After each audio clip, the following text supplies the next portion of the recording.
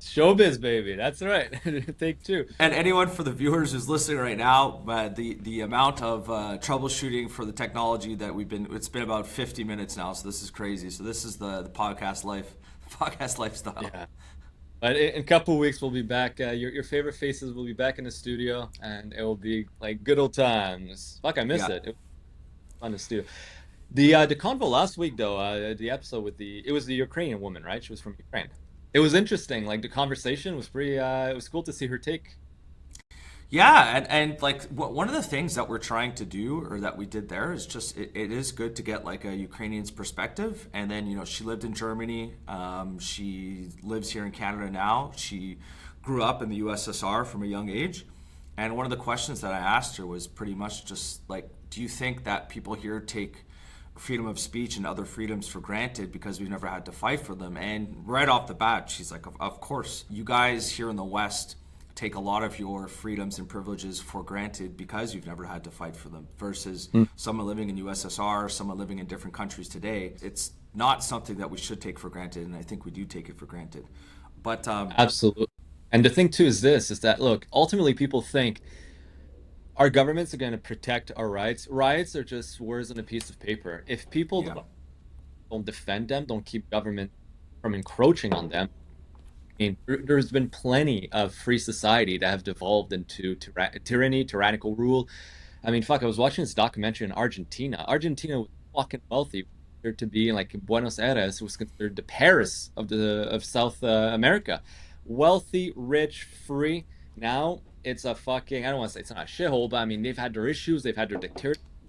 Same thing you look at okay, Syria, Afghanistan, not Afghanistan so much, but Iran. Iran's a big one too. I mean, a good friend of mine, Iranian, he's from Persian. Gotta say the right thing. He's Persian from Tehran. And you know what? Before the revolution, the Islamic Revolution, it was a very Western-oriented society. People were free, women were walking the streets, people could enjoy their liberties, and now it's incredibly ideologistic. It's incredibly restricted. It's controlled. It's a dictatorship. So it can happen here. It can absolutely happen in Canada if we don't watch out. So I'm happy to hear that this lady fucking had and spoke about it, and hopefully that's a warning sign for people to wake up and just not take it for granted. yeah, and just a little caveat to start. I was watching a clip from GBN. I don't know what it stands for, but it's a British news network, and there was a gentleman who owned a hotel in kind of like a town en région in England, and he said that the government reached out to him, said, "Okay, we want you to lay off all of your workers, and we want you to house these illegal migrants in your hotel." And they offered him an outrageous sum of money. He didn't want to say what the amount of money was, but he's like, "Yeah, they essentially called me up and said, we want you to house these people, lay off everyone there." He ended up saying no. And then the people who were passing the interview said, "Okay, well, why did you say no? Because they offered you a lot of money." And he goes, "It wasn't just a little bit, it was like a lot." And he's like, "No, I didn't want to do that because it would destroy the town." And what he meant by that was just basically not, he wasn't referring to it like, oh, these people are just going to come in and wreak havoc on the town, which maybe they would have. He's like, it would just decimate the economy because all the people that work there, he goes, they would leave. It's not like I could snap my fingers and I can just get them to come back the next day. So it's like, I don't know what's going on in Europe right now. And it seems like this is happening all across the West. And I think this is something that the WEF is up to.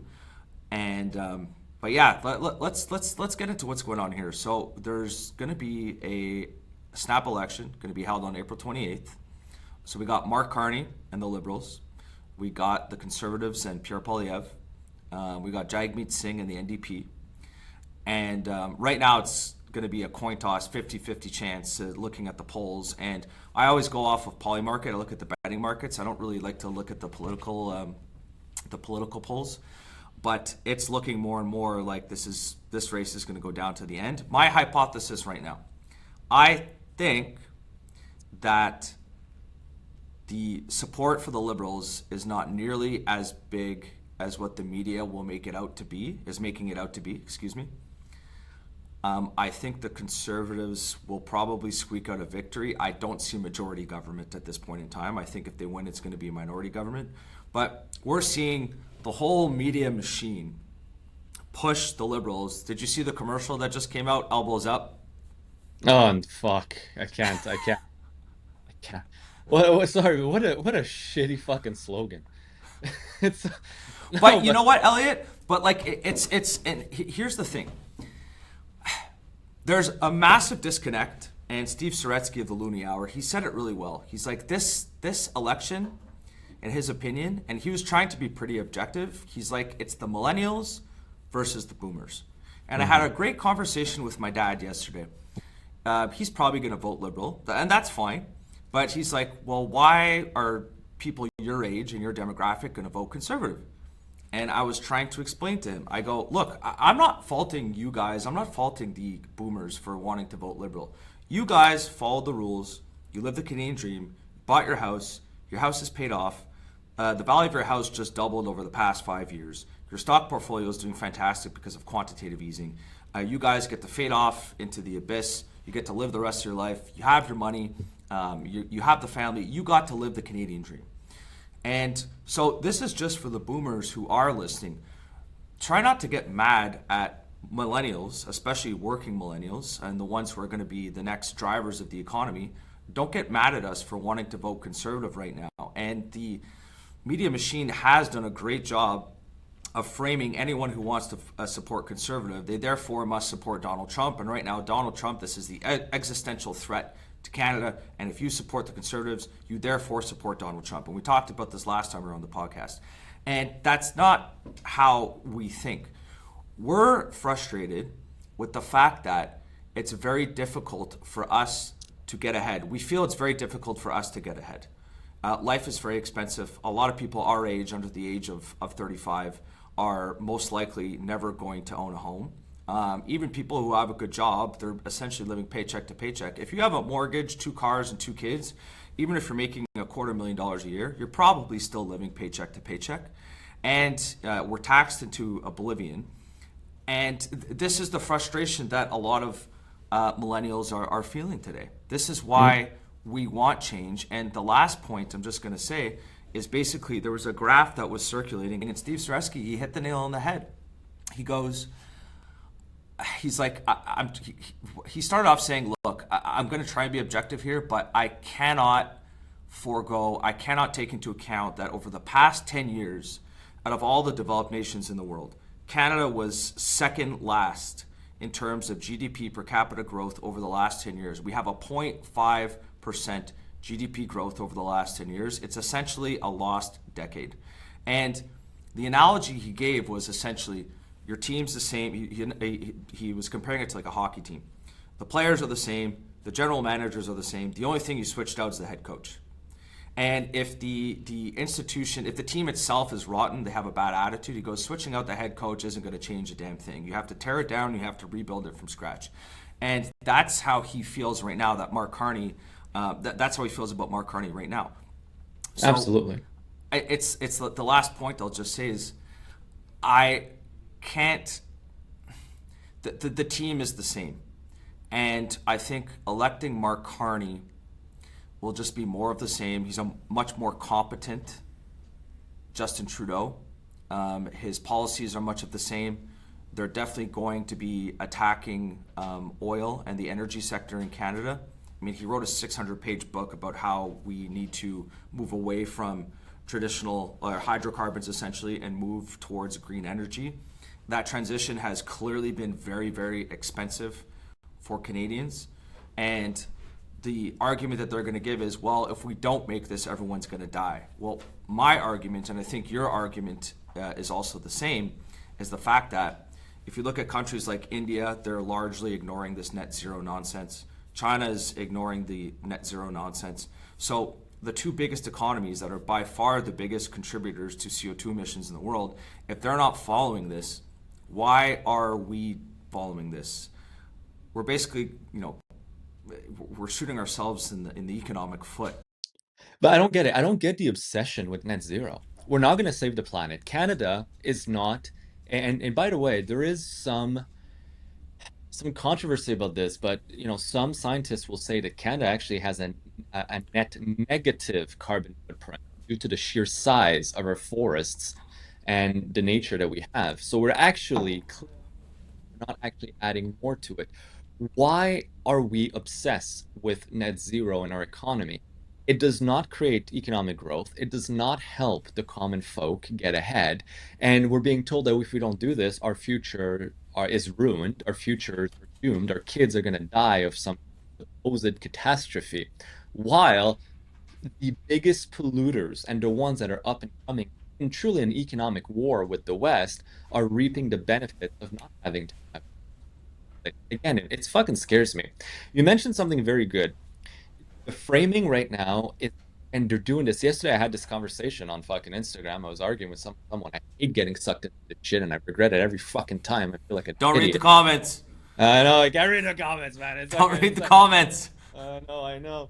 But it's like people are framing it. It's like either you vote for Carney or you vote to become the 51st state. First of all, my answer is thank God. Let me be the 51st state. I would be happy, but everyone knows this. I'm very open about this. But why does it have to be a binary option? It's not either vote him or this happens. I hate when they do this, and it's framing. It's very powerful. It's anchoring. And the left has always been very good at this, and you do it for very insidious ways. It's either you are for the Democrats or the liberals, and for good people, or you're a Nazi, you're a racist, you're now, you're a Trumper, like you say, and that is so true. They anchor something to the opposite side. It's not it's been 10 years of liberal policies that have clearly been failing us. It's been 10 years of the same. Our quality of life's been going down. We have crisis upon crisis upon crisis, housing and jobs and economy. It's none of that. Let's not talk about that. No, no, no. It's you are a Trumper and it's such you're a traitor now all of a sudden. I hate that shit. Um, to add to what you said as well, Carney, absolutely, he scares me. Carney scares me simply just due to the fact that I strongly do believe in intelligence. I think he's incredibly clever. And that's the problem. I don't trust him because I try to judge people based on what they show me and their character. His competency is incredible. And I mean, look, you're a bit the same. You're a business hired. I've hired plenty of people. I've made some mistakes, but one thing you start learning is how to try to sift through the shit really quickly, because anyone can be good in an interview. Any employee can sit in front of you and ace the interview. Push comes to shove, and it's trial by fire. They suck. So eventually, you start learning a little bit how to sift through that bullshit. Carney again, great in interviews, sounds good, great resume. His CV, mwah, impeccable. But Mm. here's the stick. And then you start like trying to reconcile what he says to what he does or what he said before, and then you catch him in lies, and then it's like, okay, is the character of the man a good character? Is it one that is perhaps driven by greed, by personal benefit, by desire for power? I don't know. And the amount of lies that he's been caught on, and the amount of gaslighting that he's done, and I'll highlight just one, and then after I'm passing on to you. But this to me is the greatest gaslit or gaslighting I've ever seen. And just based on that, I despise the man. I don't trust him, and I do not want him in power. And it's when he became prime minister, he repealed the carbon tax. Two things happened. First, he said he signed an order in council. That is a lie. Only the Governor General of Canada has the authority to sign a order in council. But furthermore, he cannot repeal the carbon tax because it's an act of parliament. It's a law that requires the parliament to repeal the law. He cannot just unilaterally, as a prime minister, sign the law away. So what he's really done is tell CRA and all the other agencies, do not collect it on my order. Fair, he's allowed to do that. But at least be honest about it. Don't say I repealed the carbon tax. And then the rebrand. It's not the carbon tax is repealed. It's the consumer carbon tax now. That's what he calls it. But he's very open with saying that the industrial sector carbon tax is still in place. Well, it doesn't change shit for you and I then, because the burden of the tax is just passed on to the industries, who will in turn pass it on to the consumer. It's just scapegoating. And I hate liars like this. And that's a sneak lie on top of that. So I have a huge issue with Carney because of that. Yeah, and one thing that I'm actually surprised about is even on CBC, they're talking about this, and they're talking about the fact that they said flat out like a couple of times, hey, by the way, he repealed the consumer carbon or appealed or took away the consumer carbon tax, which technically he hasn't, but the industrial carbon tax is still there. And I think just the average voter doesn't fully grasp the concept that, oh, carbon tax is gone, excellent. They don't grasp the concept that if you still have the industrial carbon tax, ultimately the corporation are just going to pass those costs onto the consumer. It's kind of the same thing like with the digital services tax, and this was an example that we gave. So the digital services tax, I'm an insurance broker. If I spend $100,000 every single year on Google Ads, and now there's an extra 3% tax on top of those ads, well, Google isn't just going to eat that extra 3%. They're going to pass that extra 3% on to me. So instead of me paying $100,000 a year for the ads, now I'm paying $103,000 for the ads. And this is something that I think a lot of people don't fully understand, or grasp, or maybe they don't want to. They want to keep their head in the sand just because basically they voted liberal their whole life. They want to continue to vote liberal and they just feel good voting for liberal. Right? And that's fine. Again, like I do understand where some boomers are coming from and why they're comfortable voting for liberals. I might not necessarily agree with them, but I get where they're coming from. The other part too with this with this media campaign or advertising campaign that they're running, the elbows up and the hockey and the Carney and number, it's at I think Mike Myers, he had it was like no or none and then 51, like we're never going to become the 51st state. And again, this is coming from a gentleman in Mark Carney that literally just took 4,000 Canadian jobs at Brookfield and moved it to New York. So the machine is behind them. And look, we could talk about this all day. We don't agree with what the Liberals are doing. We basically see them as more of the same. And the last 10 years have not been good for this country, economically speaking, and socially as well. I think there's like, it's no one's going to argue that the last 10 years have been a lost decade in Canada. I don't think anyone's going to argue that unless you're, and I'm sorry to say, unless you're a boomer who has your house and the value of your house has doubled. And again, I'm not trying to attack the boomers here. I get it. But even It's social fabric is not quite the same. Your yeah. economic great position, but socially speaking, you're the first one. Neighborhoods change quite a bit, and they'll make comments that could be considered a little bit more, I don't think, but like to an extent. But socially, whether it's economically or socially, the fabric of this country is torn apart, and Mhm. it's not anymore. And it comes down, you want to create a binary option. Let's create this binary option. It comes down with: do you want the pathway, the road to continue in one direction, or do you want to take a different direction? And that's at this point, that's what it is. After 10 years, you can't say, well, you know what, we're just undoing what was done before, or our plans are just getting put into place. It's been 10 years. That's a Mhm. good amount of seeing the result of your policy after. So So that being said, let's play this game. yeah. You're the political strategist of the Conservatives right now. So I think it's Hmm. pretty clear what the Liberals are going to do in terms of a political strategy. And also, too, I will say, I'm the first person to say, who's better at politics? The Liberals are better at politics than the Conservatives. There's no Yeah. doubt about that. They are very, very good politicians. Not policies, the politics. They're very, Hmm. very good at it. And I'm not going to dispute that. And I got to give credit where credit is due. The fact where they were in the polls at the beginning of this year with Justin Trudeau at the helm and where they are today, my hat goes off to the politicians. I mean, like, honestly, you guys know what you're doing politically. I'll give them credit What there. what a move. What a Like, fucking I mean, like, I've never seen this. I don't think this has ever happened. I mean, this is insane what they've done. So for like you guys, kudos. And right now, we've talked about this before as well. Um, Pierre Poilievre and the Conservatives are in a difficult spot. The media is doing a very good job of spinning them as the enemy because they have similar ideologies to Donald Trump. Donald Trump is evil. Donald Trump is attacking Canada. We need to get our elbows up and we need to go and fight. So they've done an excellent job there. Now, you're the political strategist for the Conservatives. What would you do right now to basically say, all right, we got to tear down the strategy of what we had before? What are you telling Pierre Poilievre? What's the strategy?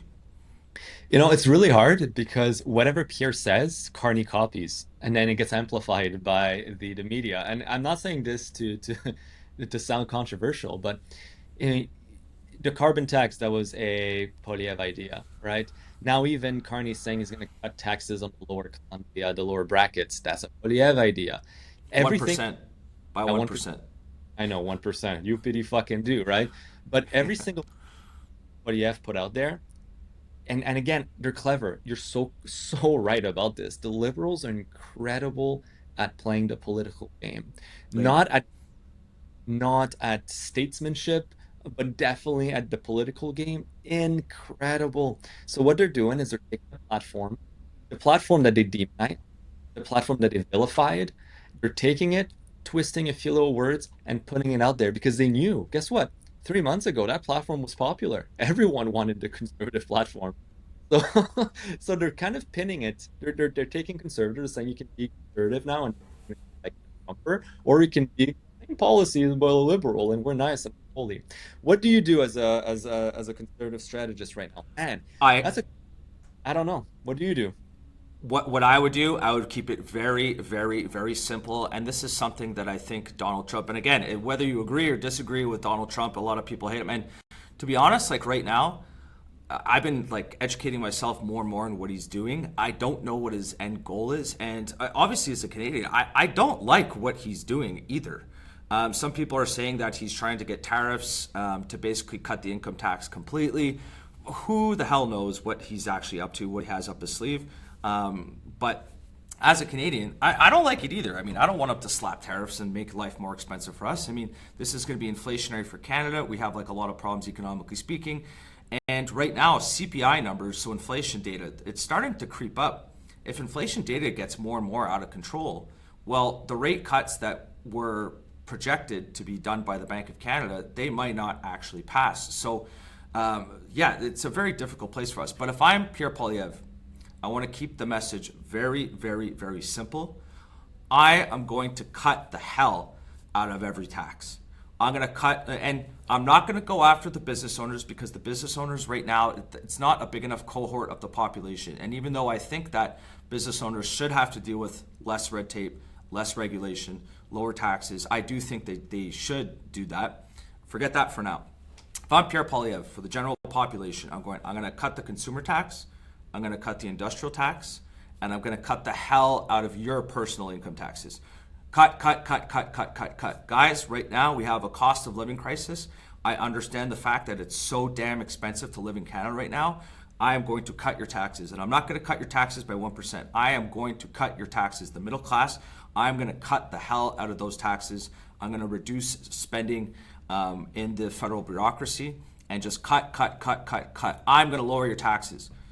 If you hammer home, again, is he going to follow this or not? I'm not sure. But instead of making this election about Donald Trump, which it seems to be, I'm just going to say, look, if I'm Pierre Poilievre again, I'm going to go, I can't control what Donald Trump does down in the South. And one of the things that, the reason why we're in this predicament is because we've become so reliable on the United States in terms of a trading partner. If we had other trading partners, which the Liberals have kind of failed to develop, if we had other trading partners, we wouldn't be in this mess. And again, the Liberals are spinning it, and Mark Carney was answering a question from a gentleman while he was in Edmonton. This was a reporter, and the reporter was definitely hammering him and pushing him. And he was getting a little cheeky. The question was actually quite cheeky. He said, you spent $500,000 to go fly over to Europe. You're not even the prime minister yet, yada, yada, yada. Are you going to pay back the taxpayers? And Mark Carney, he had a good response. He's like, well, that's an interesting question. And again, he's very clever. But the point, I forgot the point I was going to go with this, but it's just basically like right now, cut the taxes, keep the message simple, hammer it home, hammer, hammer, hammer. Oh, yes, I remember what I was going to say now. The gentleman, the reporter said, look, you guys are blaming the mess that we're in today all on Donald Trump, which they are. And the reporter's like, isn't there any self-accountability from the Liberals? You don't think there's any policies, any Liberal policies that got Canada into this mess over the past 10 years? Do you not ever look in the mirror? And he looks at the reporter and is like, of course not. This is all Donald Trump's fault. And the media is spinning it that way. So they're just going to hammer home this divide. If we're up against Donald Trump, And again, Pierre Poilievre has to be very careful to make it seem like he's not in support of Donald Trump. And if I'm Pierre Poilievre too, the last thing I would do, just politically, because you have to do this, I am going to shit all over Donald Trump. I'm going to attack, attack, attack. Now the next step goes, okay, well, what if the Conservatives do win, and now he has to work with Donald Trump? I honestly don't think it will be that much of an issue because Donald Trump understands that it's politics, and he understands or will understand, or maybe he won't, but I think he will understand that Pierre Poilievre had to say this in order to get elected. Like right now, the only thing that's important is you have to win the next election. So just to kind of summarize this, if I'm Pierre Poilievre, I'm going to bash the hell out of Donald Trump, whether you agree with it or not. And number two, I'm going to hammer home the point. I am going to cut the cost of living. How am I going to cut the cost of living? I am going to cut taxes. Simple, point final. That's my strategy if I'm the political strategist for Pierre Poilievre. Yeah, and Trump would understand this because it is the Trump tactic. Trump, anyways, does this all the time when he negotiates. He attacks the person, he crazy fucking statement, and then as long as Poilievre wants office, extends olive branch to Trump, he'll understand that. My concern, and I think it's a great strategy, but I know exactly what the liberals are going to say to this, and the media, not even the liberals, just the fucking well, the media propaganda arm at this point, the Liberal Party, but they're going to say, all right, so cutting taxes, eh? Cool. That means they're going to be cutting on your dental plan. They're going to be cutting on your healthcare services. They're going to be cutting on your Medicare because guess what? That's what the Democrats did in the U.S. when Trump and the Republicans said, we're going to cut taxes to the middle class. And we fucking with it. And they said, yeah, but you're not going to be able to do it unless you cut Medicaid, you do this, you do that, entitlement, Social Security. Everyone's going to be fucking in the gutter now because of it. And that's the narrative. What scares me about Canada is that unlike in the US, and in the US there's more of mainstream people don't necessarily fall prey or victim right away to whatever the narrative becomes. But in Canada, we have this very strong trust in establishment, and so whatever CBC is going to start saying, aka, well, you can't cut taxes unless you cut programs, and we love our programs, then people are just going to buy that up. They're going to take it. Um, I think this is why it's important what you and I are doing, though, right? To try to have more of a different narrative, not a different narrative, but to try to get to the bottom of the truth by talking to people directly. But the issue is that like you just have less like, alternate media or podcasts and other kind of media are just the landscape is not applied in a big in Canada. That's the issue. Not as much viewership or attention to a narrative that is not pushed by the mainstream, and that's concerning. And this kind of goes back to like the original point that I just said earlier. I think this election is going to come down to the millennials versus the boomers. Mm-hmm. And if you are a millennial living paycheck to paycheck, or if you're someone who is really just struggling living and you're barely scraping by, that message of lower taxes will most likely resonate with you. And you're Yep. right. That message won't resonate with people who already have money. And this, I think, it's just like a bigger picture of what's going on in Canada and also what's going on in the West. It's the haves versus the have-nots. Yeah. And the Conservatives and the Republican Party, who were traditionally the party of big business, have switched to become the parties of the working class. And some people are going to say, like, well, no, Donald Trump doesn't care about the working class. Pierre Poilievre doesn't care about the working class. I'm not, whether you agree or disagree. The people voting for Donald Trump were overwhelmingly blue collar. And the people who are about to vote for the Conservatives are overwhelmingly blue collar. And the people who are going to vote for the Liberals are people who are, generally speaking, they probably make over $100,000 a year. They're probably college educated. They probably have a nice white collar job. And so, yes, what you said right there earlier about, well, if Pierre Poilievre wants to cut taxes, well, you're going to cut all the social services, you're going to cut this, you're going to cut that. They care, they might be sympathetic to that because they don't have to worry about where their next meal is going to come. They still have their house. They're living life. They don't care. Yeah. Whereas someone who is living paycheck to paycheck and can't afford the cost of living, they're not going to care because they're going to say, hey, I need to think about me and I need to think about my family right now. So if you're going to cut the taxes for me and you're going to make the cost of living less expensive for me, I'm going to vote for you. And this is where it's very, very, very interesting to see how this is developing because it is becoming a haves versus have-nots election, I think. And if you Yeah. actually like, if you look at the millennials versus for conservative support, millennials are Mm. overwhelmingly conservative, especially males, overwhelmingly conservative. And then I think it's 50 and plus, overwhelmingly liberal. I know, and it's And interesting. yeah, There's a point, and you're absolutely dead on. Trump in the U.S. and the Republican, it was blue collar workers because you see it in the yep, Rust Belt, in yep. Pennsylvania, all right, the swing states. That's those are the kind of guys. What I find hilarious, really, is that, since when has the left and the liberals become the party of bankers? I mean, you literally have a banker. They're normally anti-establishment, anti-big corporation, anti-banks. I mean, I still remember the Occupy Wall Street movement from the late 2000, right? 2008, 2009, 2010, right? It was this huge thing, Occupy Wall Street. It was a left, very like far left movement. They were anti-bankers.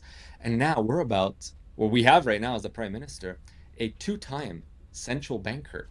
And by the way, I mean, you do have the former prime minister of the UK bashing Carney, saying his policies have destroyed the economy. And I had to fucking come in and fix, I'm left behind. And I do also tend to believe, I've been taught believe people when they say who they are.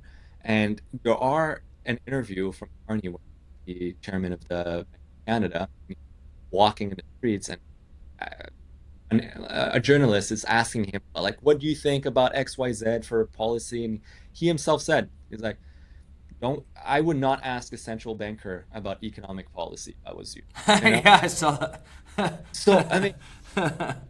but now he's the savior who's going to save us. I don't know, man.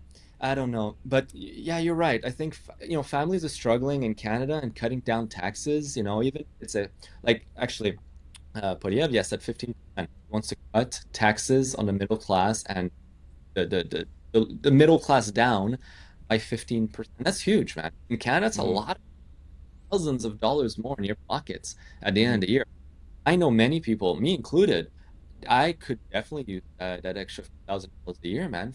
It's life changing. So absolutely, it's going to come down to this. I've never Now the question again is just our generation tends to vote less. So now the question, do you think millennials and Zoomers as well are going to come out in drove? Do you think that we're going to have our voices heard? Because boomers will vote. They'll stand in line for fucking 4 hours to exercise that right. And kudos to them. I give it to them. They exercise their civil rights and duties. But do you think we'll do the same? Because our turnout never is really good. I hope so. I hope so. I think this time around, I think the turnout's going to be massive. And if we're TikTok guys, I know you just recently got onto TikTok, but if you go onto TikTok and you can kind of see, so it's again, there's a lot of similarities between the liberals and the conservatives, as with the Republicans and the Democrats. The media machine was behind the Democrats, and they would make it seem like, Kamala is going to be the next big person. Look at how much support is behind her. And obviously, it didn't turn out to be the case because Donald Trump won in convincing fashion. It was not even really close. Like, he definitely won. Will the same thing happen in Canada?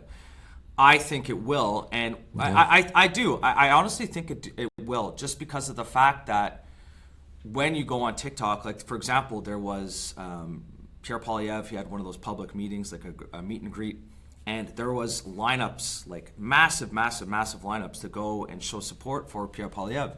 And I don't think that Mark Carney is getting that same support. Maybe I'm wrong, but Mhm. the media is spinning it, and they're being like, "Oh my God, look how much support that this guy actually has right now.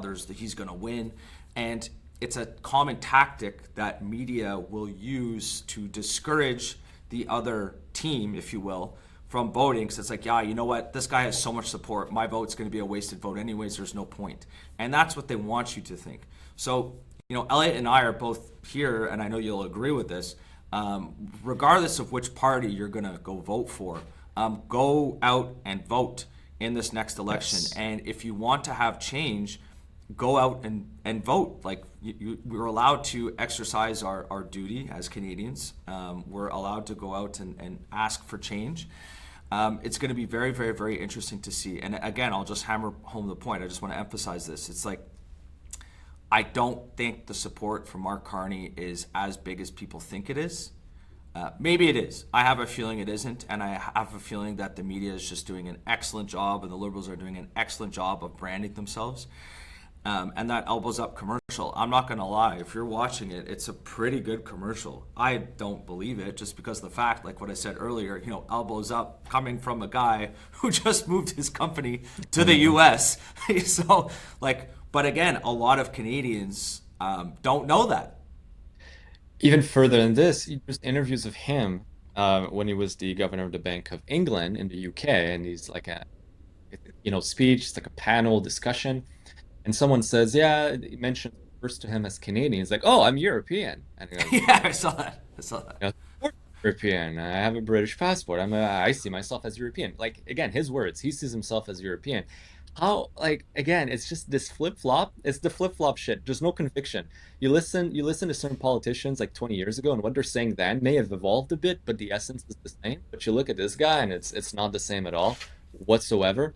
On the note of voting, in case people don't know, if you're working the day of the vote, right? I don't think you're a weekday or a work day, but if you are, you're entitled to take time off work to go vote. Your employer cannot do anything. That's one thing I do with my employees when we had an office and they had to come into work at the office, not remote.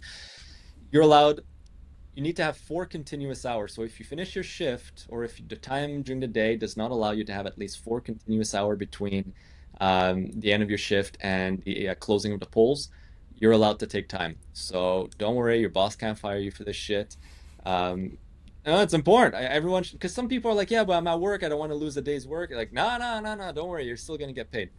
I just went on Polymarket, by the way, because I'm curious. And again, Kalshi and Polymarket were huge predictors in the US for the last election. But right now, fuck, man. Yeah, it is. Obviously, don't bet for Jackmeet Singh if you want to make money. But I mean, it's definitely Mark Carney or Pierre Poilievre. It's a 50-50. Also, I love the fact that on the homepage there is a poll about will Jesus Christ return in 2025? What the fuck? I love this. 3% chance. Hey man, that's some great odds. 3%. Wow. Yeah, There's a 3% chance Jesus will come back. good, That's good. I love people. And it's hilarious. But yeah, okay, so it is a toss-up right now. Yeah, 50-50. Yeah, But it's definitely. Go the ahead. by the by-elections so far, okay, and I know the last few ones have been maybe a few weeks or even a couple of months ago, but by-elections were strongly in conservative favor. So I'm like, fuck. We saw some in Toronto, we saw some in DC, and it was going on the conservative side. Yeah, it's look, it's gonna be tight, man. And I think also too, like Jagmeet Singh absolutely got decimated. He's like they need a new party leader as well. Like they You need know, to do the whereas same thing.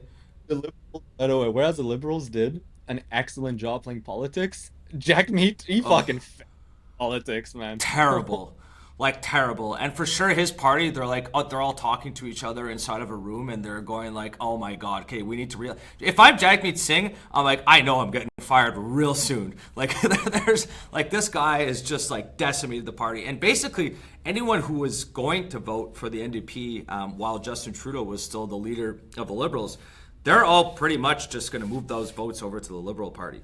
And Yeah. again, it just goes to show you, and this is not just me saying it, this is people who used to be part of the Liberal Party, like back during the Paul Martin days. The Liberals, there was an MP, I forget the gentleman's name, but he was on Juno News, and he was talking to me. He goes, the Liberal Party of today is not the same Liberal Party of the late 1990s or the early 2000s. He goes, this is a socialist party. Okay. And I know we like our welfare, we like our social services in Canada, and I'm not arguing that we should get rid of all this. It's, there's a lot of benefit to having a safety net for people within a country. But the party has moved so far to the left. I mean, they are a socialist party. And again, I don't see Mark Carney changing that. I just see his strategy as more of the same of what they currently have. Again, I'll use the same analogy that Steve Saretsky used. The hockey team's the same, the general manager is the same, the organization is pretty much the same. They just changed the head coach.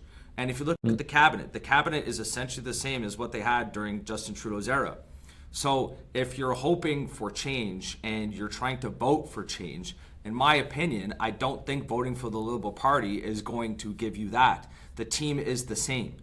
And Yeah. so, and again, let's just look at it objectively. If you look at the GDP per capita of Canada, and everyone goes like, "What's GDP per capita? What is this? Like, you're just a business guy. Shut up." It's like, no. How strong is your paycheck?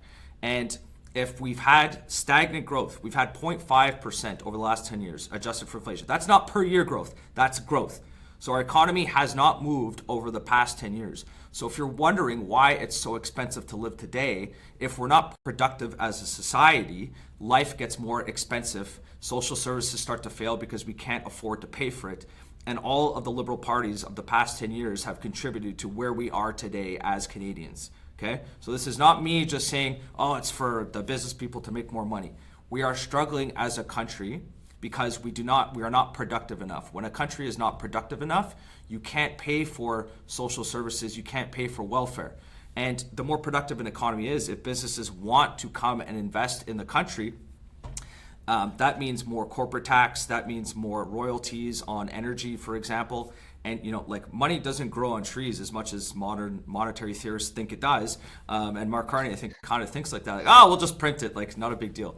But so it's like, we need to have a productive economy, we need to have a strong economy if we want to be able to pay for our standard of living. Hmm. And that just reminded me another thing that he stole from Poilievre, the whole we need to invest in the North. We need to protect the North and invest in the North. That was another platform policy of the Conservatives. I'm telling you, it's like at this point, it's like I think they're just going to rip off whatever Poilievre is going to be saying in order to brand it They their own way. are. They are, but you know what? Like, that's politics. And this is so, instead of just conservatives getting all pissed off going, oh, they copied us. It is what it is. You know what I mean?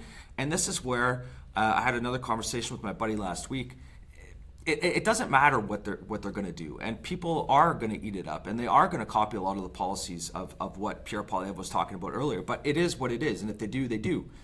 The Conservatives need to come up with a different strategy. And like I said, I'll repeat myself again. If I'm them, number one, bash the hell out of Donald Trump. Number two, cut taxes for the middle class. That's like simple, simple, simple, simple, simple. I'm going to drop the cost of living and up yours, Donald Trump. That's it. Keep it simple. And like What Donald Trump, go ahead. What about the debates? Because there's going to be enough time, I think, for one debate, right? And I mean, I think Poilievre is a great debater and like well spoken. And Carney, if he performs the way he did during the Liberal leadership race debates, he's going to get walked all over. Do you think that's going to be helpful? Do you think I could tip the scale in any way? I don't know, because it's most likely going to be covered by CBC, I'm assuming. Mm. I don't think it will. No. No, I don't think it will. Um, just because of the coverage. I don't think a lot of Canadians are going to be watching it. And again, I think that a lot of times, like, especially if they start talking about the economy, and again, Pierre Poilievre's a smart guy. Mark Carney is an extremely smart, intelligent man. Um, some of the topics that they're actually going to be discussing, I don't know if that will Do you think it's resonate going to with be like Canadians. it's going to go too far above their heads, you think? If I don't know, like, if they, I mean, they could if they wanted to, but I mean, I would assume their handlers are going to say, hey, like, keep the message simple. Don't talk about interest rates and CPI and central bankers and quantitative easing. Like, don't talk about that. That's not going to win any votes. Let's keep the message simple. So, But isn't it a little bit scary though? And I mean, like maybe we're entering a little bit philosophical discussion here, but isn't it scary that democracies have devolved into a popularity contest all based on how cool and how dumbed down your message can resonate with people instead of like the core issues, like the real issues, like real economic, social, national defense, whatever. We talk about the real shit, right? But like that flies so far above what people care about, understand, and we have the education system failure to think of that, and just overall our attention span. So it's devolved into two monkeys, two like gorillas, like bashing, like two peacocks trying to like flash their fucking feathers. I mean, how many people, and it's sad, now we can talk about it because it's over, that era, how many people voted for Trudeau because he looked good? I mean, I've seen it, I've heard it, I've heard people say that. oh, You know my what I mean? grandmother said that. There you go. Like when I asked my grandmother, like my grandmother, she's gonna definitely vote for the Liberal because she's always voted for Liberal. I mean, she's like 95. It'll be her activity of the day. She's gonna get up, she's gonna go there, she's gonna walk, she's gonna vote, and that's what she's gonna do that day. But I asked her, I go, so why did you vote for Justin Trudeau? And she goes, oh, he's so handsome, But I you mean, know. But it's a reality, and to be honest, I think it's always been like this, man. I honestly think it's always been like this, and people don't necessarily like. Look, marketing matters, brand matters. Why did Donald Trump win? Everyone knows who he is, and yeah. policy. I don't like when you're actually running the country. Yes, policy does matter, but when it comes to winning an election, I don't think policy matters as much as it should for people like you and me. You know, we enjoy talking about politics, so we you know we educate ourselves so we know what we're talking about. But I think a lot of people don't like thinking about politics. They probably think, well, what difference does it, like, this makes no difference in my life, I don't really care who wins. So I think the vast majority of people probably think like that. But again, it just goes back to, if people think like that and they actually don't really care, or they can't be bothered to educate themselves, keep the message simple. Simple, simple, simple, simple, simple. 1 point, 2 points, or 3 points. And again, I'll repeat it again. Bash Donald Trump. He has to come out and start bashing Donald Trump more, because Canadians are pissed off with Donald Trump right now. And whether it's right or it's wrong, they're pissed off. You can't come across as being a friend of Donald Trump right now. And every single political candidate is going to be bashing Donald Trump. And if they aren't bashing Donald Trump, they need to change their handlers. So, and again, whether we agree or disagree with this, just like Canadians right now do not like him, you have to disassociate yourself from Donald Trump. And Pierre Poilievre is going to have a much more difficult time doing that than the Liberals, because conservatives, people tend to think, oh, conservatives, Republicans. Yeah. So he has his hands full with how his message is going to resonate with Canadians. And what about the PPC? The PPC, yeah, Yeah, they're popular. pulling out, like, they're pulling in the single digits. They're not going to Yeah, win. I know. My concern is Max Bernier. That's his name, right? Max Bernier. Yeah, I don't even think he's the leader anymore. Is he still the leader? No, Let I me look think that up.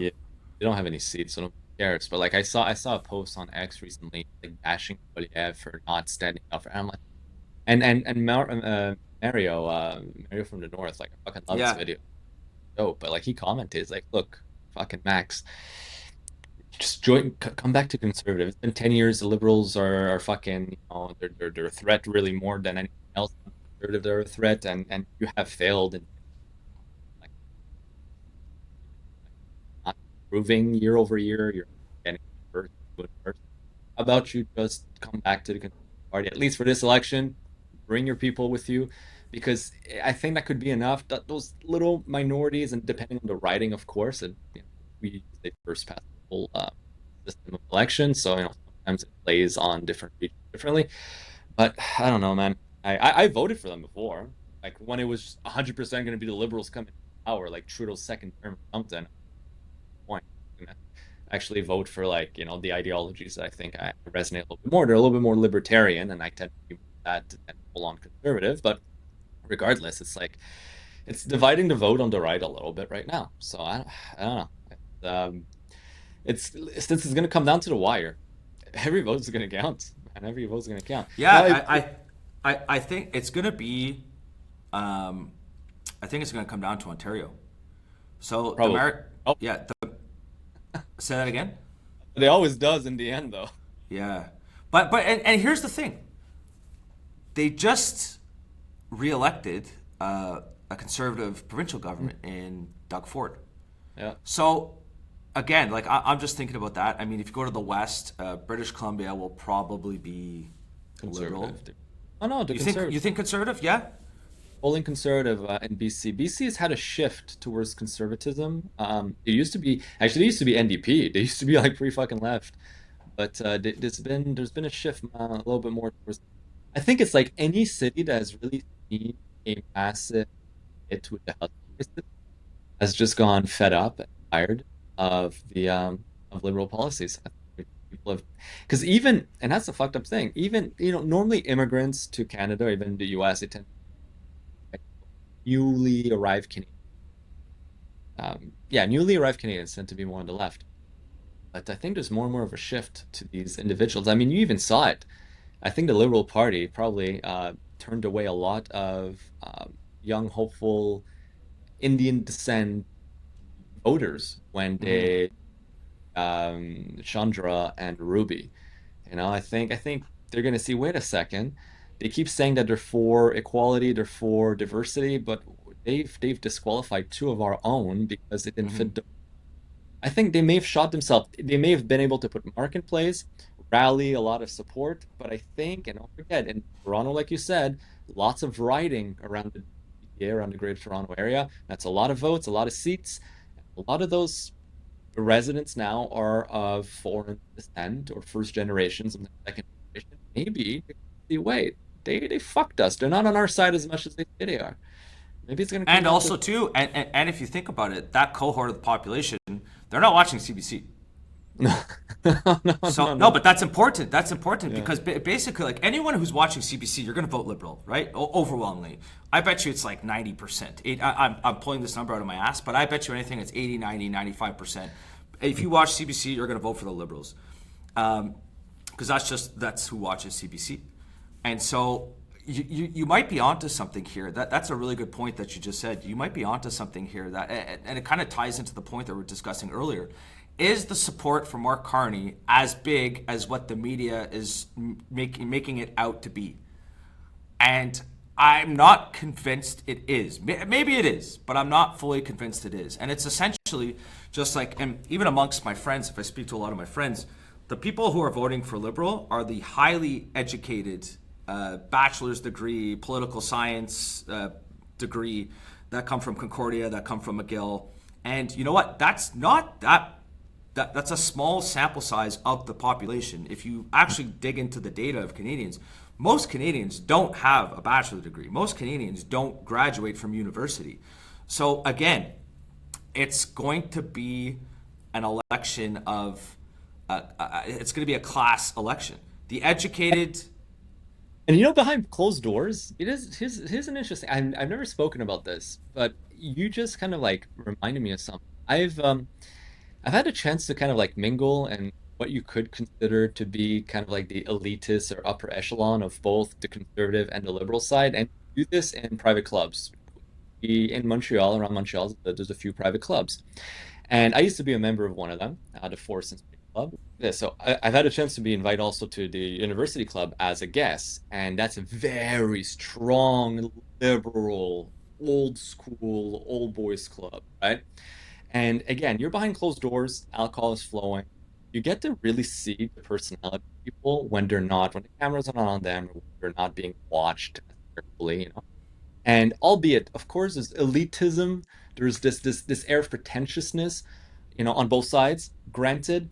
But when you talk to the more elitist conservatives, it there's a little bit more of like, I'm closer to the people. I'm not doing this just because I think I'm better than everyone. I'm doing this because, well, I have a business to run. I'm closer to people. I care about my employees. I want the country to go good. There's a little bit of pride about being Canadian. When you talk to the elitists on the liberal side, it's an incredibly snobby, I'm better than everyone attitude. And honestly, it's like the sheeps, the scum, and we're entitled to what we have. They have no entitlement. Like, the conservatives, they tend to have worked for it. So yeah, they've risen above, but they remember where they came from. So I've had that little bit of the two sides, and I can tell you, behind closed doors, this is really when you get to see. Liberal mentality tends to be like, I'm better than everyone else, and if you're not with us, you are you're like an enemy. And I mean, look, we can disagree with the liberals, but I have friends that are liberals. I'm not going to think of them as fucking assholes. But honestly, like, you're starting to see it right now. Flip the script around. How many people are getting their Teslas keyed, set on fires, spray painted? I saw a Tesla dealership in Montreal got vandalized. That it, and I saw a no, post on that stuff's crazy. Okay, I have a it. question Did. for you about that. Did you hear? Again, I don't know if it's true or not, or if it's AI. Maybe it is true. Did you hear the leaked footage of JD Vance talking shit about Elon Musk?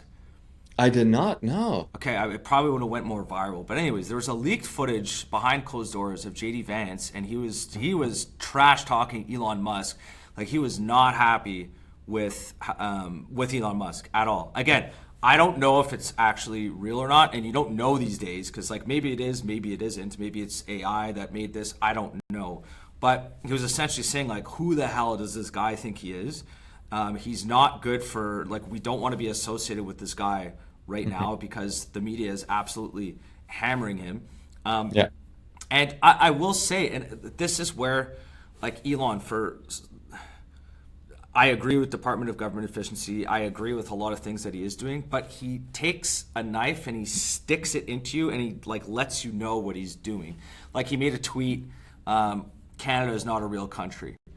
And again, but whether you agree or disagree, like if I'm an investor on Tesla, I'm going to go, why did you say that? Like, why are you saying this? And I think it's twofold. Like the Tesla sales recently are not good, and they're having massive issues with the Cybertruck, like really big issues. They need to recall 46,000 Cybertrucks because the glue apparently isn't put on properly. And I'm just thinking like, why the hell is there glue on a $110,000 car or $110,000 American for a car like this? But it's true, like you know what I mean. So I'd be pissed too. But Canadians, again, it just goes back to the same thing. They're pissed off at Donald Trump. Elon Musk is associated to Donald Trump.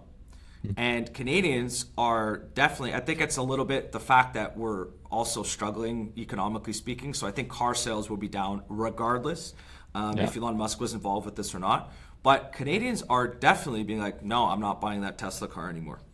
And it's funny you say that, just my last point, you know, it's like a year ago, get a Tesla, the world's gonna burn. And like one guy, it's like, and now it's like, you're buying a Tesla, fascist. So it's That's exactly what there's no backbone. It's whatever you're being told to do, you end up, yeah, and it's like a year ago it was Teslas are necessary if you're driving, gas guzzlers, you are killing the planet.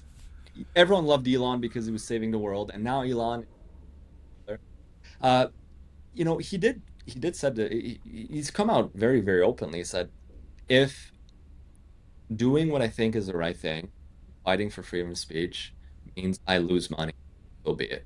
He doesn't care. I remember that time that his advertisers he does say that, but I just got to interrupt for 1 second. Yeah. He does, but also he instigates. He does. He does. He I definitely like. The instigates are absolutely right. I like that shit. I love this because he's not arrogant about it, but he's cocky. Like, if he wins or he does something good, he's gonna kind of like rub it in your face. But like maybe that's Oh the yeah. hockey play.